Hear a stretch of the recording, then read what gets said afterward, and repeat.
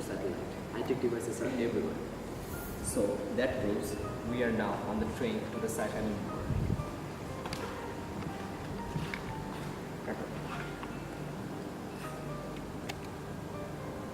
That means that technology, that facilities, that dream world is going to come true. And that will make us the greatest living being in the world. Is that the kind of completion? Let's see.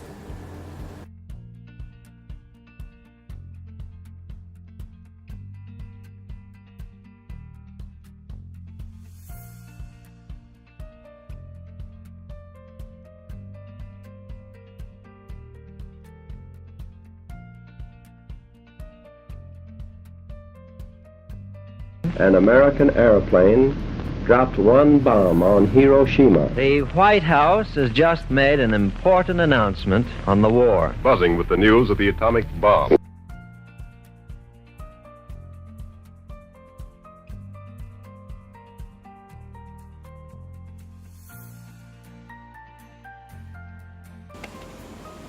In the book of the advancement of modern technology, the demolishing part is not negligible. So goes for AI. Apart from the huge possibilities, AI also sneaks some devastating part from it, and some of it even affects ethical values. We are implementing AI in various aspects of our life. It's going to dissolve in our daily life. In some cases, we are giving the full control of our life to them, and they are now preparing to take control in our major activities, like our health to education, friend to servant, driver to assistant. Now the question triggers here.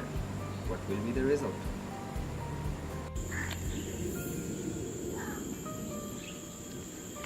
An autonomous car, which is also known as driverless car or self-driving car or even robotic car, is capable of sensing or navigating by their own without any human input. There are a lot of benefits of automated cars, like the person who is unable to walk or unable to use his legs or her legs, he can easily drive. But apart from the benefits, there are a lot of impacts which we can see recently happening because of automated car. In March, an Arizona citizen named Elaine Herzberg was hit by a Uber car in Tampa. The driver was sitting behind the wheels and the car was automated. It was driving by itself. As we can see in the video, it can be easily shown that the driver was sleeping, and all on a sudden the lady came out of nowhere. If the driver was driving the car, he could easily hit the brake. But because of the algorithm that is set on the sensor of Uber car, which it cannot reflect with the thing. There is an algorithm in automated car which is known as deep learning algorithm, which learns by the surrounding what they see and try to improve better and better. From the above failure, what we can see that there are few questions that pops up in human mind. Among them, number 1, who will be the responsible for the failure? Number 2, is it the operator or the supplier is responsible behind this accident? For number 3, do intelligence systems need legal representation just like humans? The creation of algorithm is being created to solve many other problems, just like I told you before in Uber car accident. So algorithm is being created by the developer. So if the accident occurs, whom should we blame? Is the algorithm, because it's the creation of someone else. After the developing algorithm, there comes a part of testing. Because if you want to build something, you need to test whatever the outcome will come. So it's the part of a trainee that takes the result of the test. The job of a trainee is to collect data, so that sample size should be bigger, because you cannot take a small or biased data, because that will end up error. What if the data comes insufficient? Whom shall we blame? The recent Uber crash was the result of software failure. In recent NTSB report, at 1.3 seconds before the impact, the self-driving system determined that an emergency braking maneuver was needed to mitigate a collision.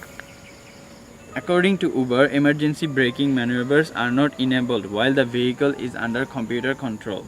To reduce the potential for erratical vehicle behavior, the vehicle operator is relied on to intervene and the action. The system is not designed to alert the operator. The vehicle was modified Volvo XC90 SUV, and from the dashcam video we can see that the passenger was sleeping, and before 1.16 second of the collision we can see the video. As comes the part of ethics, there are plenty of ethics that are all wrong because on autonomous cars.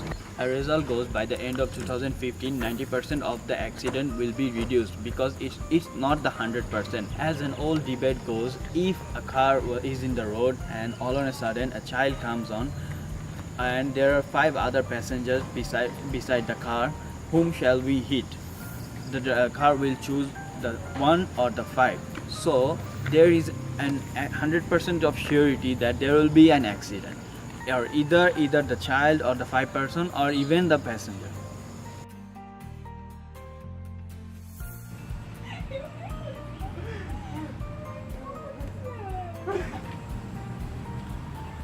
AI, artificial intelligence, which made possible driverless car, as Miraj bhai mentioned.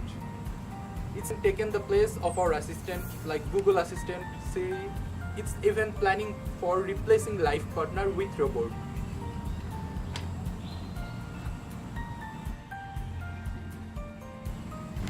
Why even this crazy idea of robot life partner game?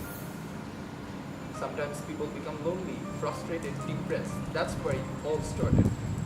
And most shocking part is there are some people who are asking for child robot, and some companies are ready to provide. This is like supporting the weirdest and sick thoughts of human. This shouldn't be done, no matter what. Allah has made the relation between two life partners one of the most heavenly, beautiful and holy kind. And replacing life partner with robot, it's breaking the law of nature. This shouldn't be done no matter what. The idea of robot husband or wife does not go with human values. A partner should be a best friend, a friend with whom you can have the most beautiful relation with. The most important thing is, a partner should be a human. It's the law of nature and we should respect it. Robot as a friend or assistant is very helpful. They help human in many ways, but robot as life partner, it's very awful idea. Sorry AI, we cannot accept this idea.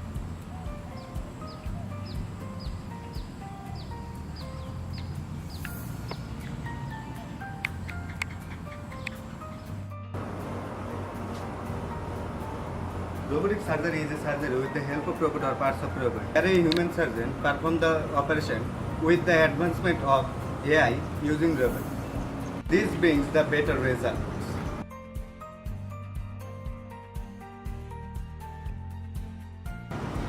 They are now talking about full dependency on robot in surgery. For example, robot in dentist. But can we trust it blindly, robot in dentist and surgery? How if there is some problem? Can they analyze that unfamiliar problem? What human does is handle a situation with intelligence and instant analogy and thinking combined with human values. Robot can think by themselves, but will their analogy be on point and correct? Accident can happen. If the robot cannot handle the situation, then who will be responsible for the accident? Robot itself or others? If others, who are the others? Mainstreaming ethics in science and technology policymaking is one of the greatest challenges that needs to be addressed flexibly, given the diverse context and the influence of various discourse, policymaking, and normative values embedded in them. It is not possible to give one solution that fits all problems. At first, let me talk about autonomous cars.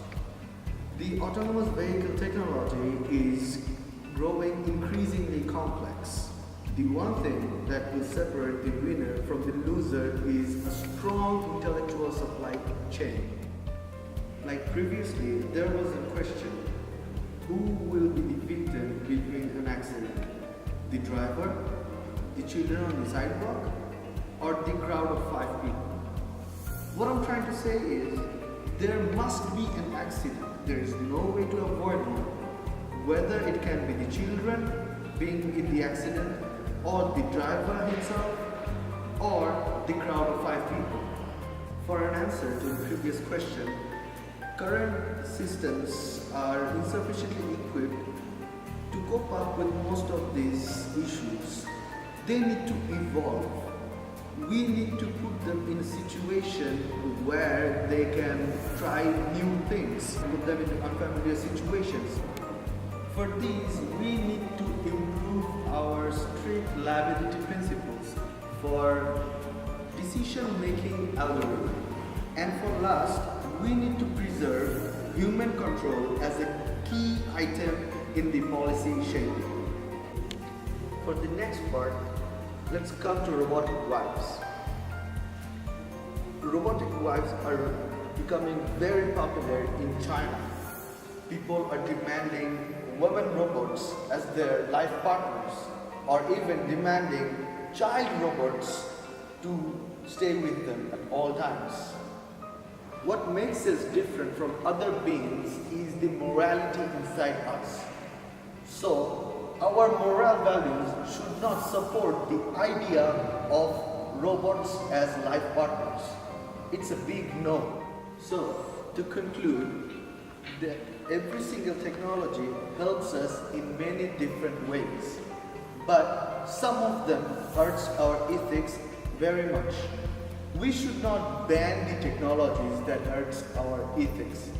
We should come up with new ideas for the technology to cope up with our moral values. Robotic surgery is a relatively new technology that promises unparalleled innovation and minimization of pain and time spent in recovery. But robotic surgeons must follow a realistic guideline if this treatment is to thrive. If I give you a situation like there is an operation going on and the surgeon is fully automated, but if anything happens to the patient, who is to blame? In this case, you cannot actually blame anyone. You cannot blame the machine that is operating the surgery, but there is a solution. We can keep an instructor just by the robot surgeon who can instruct the robot if anything goes wrong. He should be present there at all times. Insufficient training of these robotic surgeons can clearly risk the life of the patients.